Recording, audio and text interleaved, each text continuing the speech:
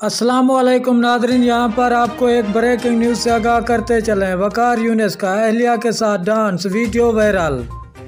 हम आपको मुकम्मल अपडेट से आगाह करेंगे। इससे पहले अगर आप हमारे चैनल पर न्यू हैं या पहली बार विजिट कर रहे हैं तो चैनल सब्सक्राइब करें, साथ दिए गए बेल आइकन को ऑल पर कर दें ताकि हर नई आने वाली वीडियो आप तक बआसानी पहुँचती रहे। तो नादरीन चलते हैं वीडियो की तरफ। कराची पाकिस्तान क्रिकेट टीम के साबिक कोच वकार यूनिस की जानिब से बिरादर निस्बती की शादी पर किए गए डांस की वीडियो वायरल हो गई है।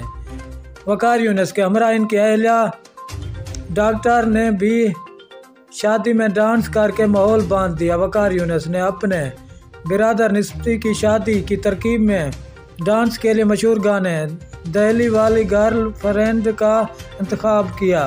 वकार यूनिस के बिरादर निस्बती की शादी कराची में हुई। वाज़ेह रहे कि इससे कबल क्रिकेटर मोइन खान और इनके बेटे कौमी बल्लेबाज बाबर आजम खान ने भी उवैस खान की शादी की तरकीब में डांस किया था। शुक्रिया नादरीन हमारी वीडियो देखने का। मिलते हैं नेक्स्ट वीडियो में।